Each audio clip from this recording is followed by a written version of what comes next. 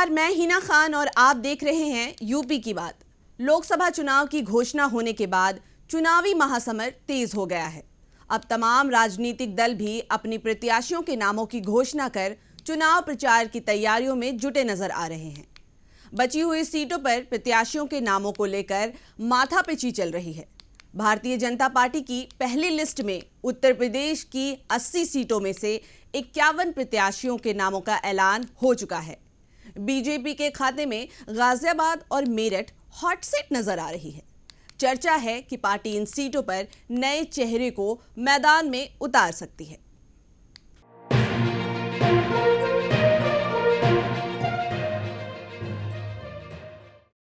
चुनाव आयोग ने प्रेस कॉन्फ्रेंस में 2024 लोकसभा चुनाव के तारीखों की घोषणा के साथ गाजियाबाद में वोटिंग की तारीख की घोषणा भी हो चुकी है। जिले की सभी 5 विधानसभा के अलावा हापुड़ की धौलाना आंशिक क्षेत्र में कुल 29,378,045 मतदाता पंजीकृत हुए हैं। इनमें 16,22,859 पुरुष और 13,15,762 महिला मतदाता दर्ज हैं। यहाँ पर दूसरे चरण में 26 अप्रैल को वोटिंग होगी। इसके बाद 4 जून को मतों की गिनती होगी। अभी तक यहाँ पर किसी भी पार्टी ने लोकसभा चुनाव के लिए प्रत्याशी का ऐलान नहीं किया है। अंतिम प्रकाशित मतदाता सूची के अनुसार जिले के सभी 5 विधानसभा के अलावा हापुड़ की धौलाना आंशिक क्षेत्र में कुल 29,38,845 मतदाता पंजीकृत हुए हैं। इनमें 16,22,859 पुरुष और 13,15,762 महिला मतदाता दर्ज है। मेरठ से किसी सेलिब्रिटी को टिकट दिया जा सकता है। वर्तमान में यहां से राजेंद्र अग्रवाल सांसद हैं और वो लगातार 3 बार इस सीट से प्रतिनिधित्व कर रहे हैं।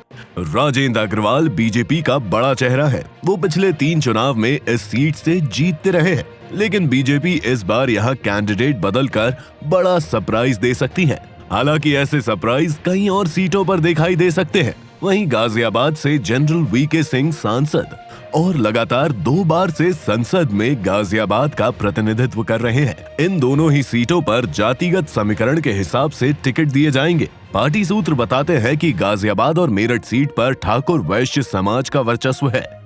दोनों सीटों पर एक दूसरे के समीकरण को देखते हुए प्रत्याशी तय किए जाएंगे। अगर गाजियाबाद में किसी ठाकुर को टिकट मिलता है तो मेरठ में वैश्य को ही टिकट दिया जाएगा, और अगर मेरठ से किसी ठाकुर को चुनावी दंगल में उतारा जाता है तो गाजियाबाद पर किसी वैश्य को उतारा जाएगा। अगर गाजियाबाद लोकसभा सीट ठाकुर बिरादरी के हिस्से में आती है तो यहाँ से अरुण सिंह, संगीत सोम, सतेंद्र सिसोदिया और ब्रिजेश सिंह में से किसी एक नाम पर ठप्पा लग सकता है। और मेरठ में वैश्य समाज के अनिल अग्रवाल, कपिल देव, विकास अग्रवाल, अतुल गर्ग, अमित अग्रवाल और मयंक गोयल का नाम उछल रहा है।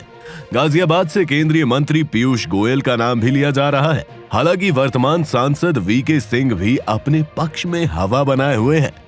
अगर ऐसा होता रहा तो गाजियाबाद के मतदाताओं को एक बार फिर बाहरी प्रत्याशी के सहारे चुनाव वैतरणी पार करनी होगी। गाजियाबाद के लोगों के नसीब में कम ही ऐसा हुआ है जब उन्होंने अपने समाज के बीच से किसी नेता को चुनकर दिल्ली भेजा हो। गाजियाबाद सीट बीजेपी का मजबूत किला मानी जाती है। यहाँ पर चुनावों में 60-84 का समीकरण ही तय करता है कि वो किसे चुनकर दिल्ली भेजे। यहाँ ठाकुर समाज का बाहुल्य है और रमेश चंद्र तोमर ने लगातार 4 बार बीजेपी का प्रतिनिधित्व किया। वर्ष 2008 तक यह हापुड़ गाजियाबाद लोकसभा सीट हुआ करती थी। हापुड़ को यहाँ से हटाकर मेरठ में शामिल कर दिया गया और गाजियाबाद स्वतंत्र लोकसभा सीट बन गई। रमेश चंद्र तोमर के बाद यहाँ लगातार बाहरी लोगों को टिकट दिया जा रहा है। 2009 में राजनाथ सिंह ने गाजियाबाद से जीत दर्ज की। 2014 और 2019 में वीके सिंह लगातार 2 बार कमल के निशान पर विजयी रहे। गाजियाबाद लोकसभा में 5 विधानसभा सीट आती हैं और 5 पर बीजेपी का कब्जा है। साहिबाबाद से विधायक सुशील कुमार शर्मा को हाल ही में यूपी सरकार में मंत्री बनाया गया है। सुशील शर्मा के मंत्री बनाए जाने के पीछे भी ब्राह्मण समाज के वोट को संगठित करके रखना ही उद्देश्य रहा है, क्योंकि ब्राह्मण समाज एक लंबे समय से यहाँ से संसदीय प्रतिनिधित्व की मांग करता रहा है, जो कि बीजेपी ने कभी मौका नहीं दिया। लेकिन लोकसभा चुनावों से ठीक पहले सुशील शर्मा को मंत्री बनाकर ब्राह्मण समुदाय को खुश करने का प्रयास किया गया है।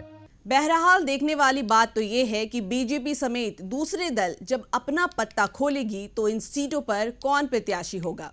बहरहाल तमाम समीकरणों को देखते हुए कौन जीतेगा बाजी, ये तो चुनावी नतीजे आने के बाद ही पता चलेगा। हम आपको यूपी की तमाम ऐसी सियासी खबरों से अवगत कराते रहेंगे। आप देखते रहे हमारे साथ यूपी की बात।